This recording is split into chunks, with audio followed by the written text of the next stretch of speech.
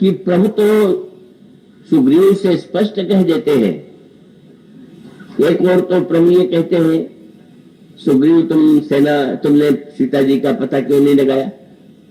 का भगवान ने उस समय सर्वत्र वो संकेत समय के सार्थकता के संदर्भ से जुड़ा हुआ है, जहां भगवान श्री राम एक हरण की पृष्ठभूमि प्रस्तुत करते हैं और पृष्ठभूमि के बाद सीता जी की खोज करते हैं, और खोज करते हुए अंत में सुग्रीव से मित्रता, वाली का वध और सुग्रीव को राज्य दिया जाता।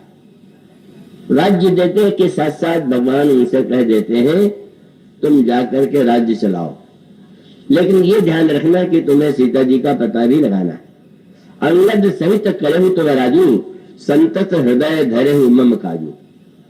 ध्यान रखना कि मेरा कार्य भी करना, संसार का व्यवहार चलाओ, राज्य चलाओ, लेकिन सीता जी का पता लगाना भी एक लक्ष्य है। पर बस वही काल के इस महत्व को सुग्रीव नहीं हृदयंगम कर पाते और वो राग रंग में डूब जाते हैं और यह भूल जाते हैं कि सीता जी का पता लगाना मेरा कार्य है। और तब जो संवाद होता है वो संवाद बड़ा अनोखा है। प्रभु ने ये कहा, जब वर्षा भी, गर्मी भी बीत गई, वर्षा भी बीत गई और शरद ऋतु का आगमन हो गया, तो वर्षा में मानो जल मलिन होता है, वर्षा का जल पीने योग्य नहीं होता है। पर जब वर्षा के बाद शरद ऋतु आती है तो मिट्टी नीचे बैठ जाती है और जल स्वच्छ हो जाता है। इसी प्रकार से श्रवण के समय मानो वर्षा, पर मनन का अर्थ है धीरे धीरे सुखद शीत रुचि चारु चिराना। जैसे शीत ऋतु का आगमन हो गया और धीरे धीरे का सुनते सुनते जो कोई उफान की वस्तु है वो नीचे बैठ गई और सही रूप में आ गई। तो भगवान का तात्पर्य था कि अब तो वह समय आ गया जब अंतःकरण की शुद्धता का समय है और तब सीता जी का पता लगाना परम आवश्यक है। तब लक्ष्मण जी ने पूछा, तो आपने क्या निर्णय किया?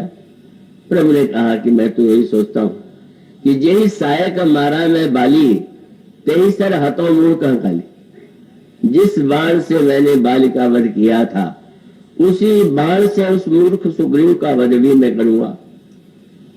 अब वहां पर लक्ष्मण जी ने बहुत सुंदर संकेत किया, आप क्यों करेंगे? एक कार्य मुझे दे दीजिए और फिर इसे कल के लिए क्यों टाल रहे? सुबह से शीघ्रम, जल्दी से जल्दी काम पूरा किया जाए, मुझे आदेश दे दीजिए। अब उस क्रम पर ध्यान दीजिए। लक्ष्मण जी काल है, प्रभु का बाण भी काल है, ये बात भी आपके सामने रखी जा चुकी।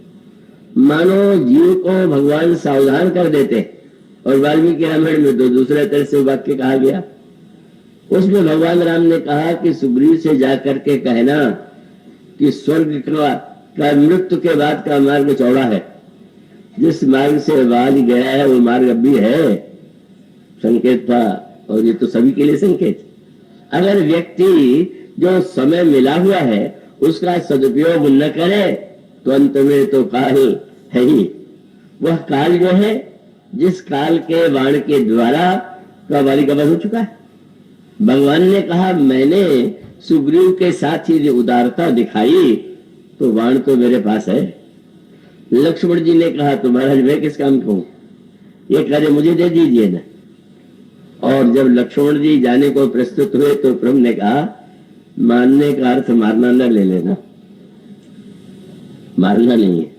तब बोले सुग्रीव जैसे व्यक्ति को बस डरा देना ही यथेष्ट है, और डराने भी ये ध्यान रखना कि ऐसा न डरा देना कि वो भाग खड़ा हो, उसका स्वभाव बड़ा भगोड़ा है।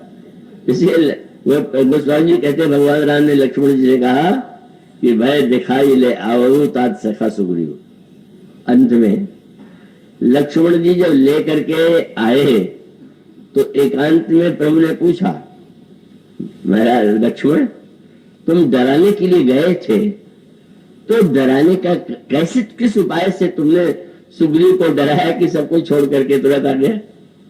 तो लक्ष्मण जी ने चरणों को पकड़ कर कहा, महाराज एक काम मेरे पास करने के लिए बचे नहीं। क्यों? बोले आपने जिनको मुझसे दूना बता दिया है वो काम पहले उन्होंने पूरा कर दिया। और कितनी सुंदर बात उन्होंने कही, आपने कहा मैं बाण से मारूंगा, उसी बाण से। पर धन्य है जिन्हें आपने ढूंढा कहा, उन्होंने तो बाण से चलाने के पहले ही बाण की कथा सुना करके उनको ठीक बना दिया। क्यों? हनुमान जी ने देख लिया कि अरे बस यहाँ पवन सुत है विचारा, राम काज सुग्रीव विसारा, निकट जाई चरण सिरनावा। प्रणाम भी किया सुग्रीव को, पर समझाते हुए अंत में उन्होंने कहा, सुग्रीव आप तो महान हैं, मेरे लिए वंदनीय है, पर आपने ध्यान दिया कि प्रभु ने जब वाली का वध किया तो बाण कहाँ गया? सुग्रीव ने कहा वो तो उनके तर्कस में लौट गया। आपने सोचा ऐसा क्यों हुआ? तो मैं तो यही समझता हूं कि प्रभु किसी को कार्य से भेजते भी है तो पास में बुला लेते हैं।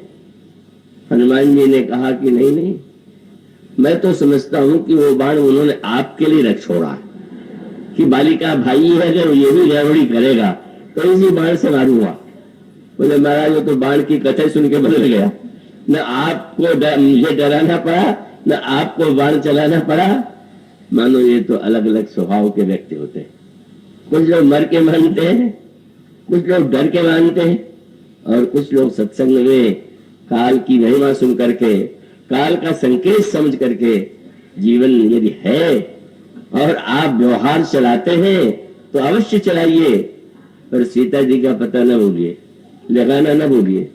यह सीता जी की खोज, सीता जी को खोजना ये जीवन का चरम लक्ष्य है। और नहीं तो काल तो तैयार है, चाहे लक्ष्मणी के रूप में है, चाहे बाण के रूप में है, चाहे महाकाल शंकर के अवतार हनुमान जी के रूप में है। और इसका अर्थ है अगर व्यक्ति निरंतर इस सत्य का ध्यान रखे, काल जो है निश्चित है, और उस काल का सदुपयोग यदि हम करते हैं और जीवन का लक्ष्य प्राप्त कर लेते हैं तो हम धन्य हो जाते हैं। और काल का यदि हम सदुपयोग नहीं करेंगे तो किसी न किसी रूप में काल हमें दंडित करेगा। और इस क्रम से वह मानो काल की अनोखी गाथा जब लक्ष्मण जी स्वयं लेकर के सुग्रीव को प्रभु के पास आते हैं, प्रभु हृदय से लगा लेते हैं और डरे हुए सुग्रीव से कहते हैं चिंता मत करो, तुम प्रेमोई भरत जी भ्राता। इस तरह से क्रमशः काल के जो लक्षण है, काल के द्वारा जो हमें भय मिलता है, भय से मनुष्य कार्य करता है, काल भी डराने वाला है। और उसका डराने का उद्देश्य अगर व्यक्ति सही समझ ले तो उसका उद्देश्य है कि व्यक्ति काल से भयभीत होकर के भगवान के श्री चरणों का आश्रय ले। आज इतना ही, इसके बाद की चर्चा बोलिए सिया।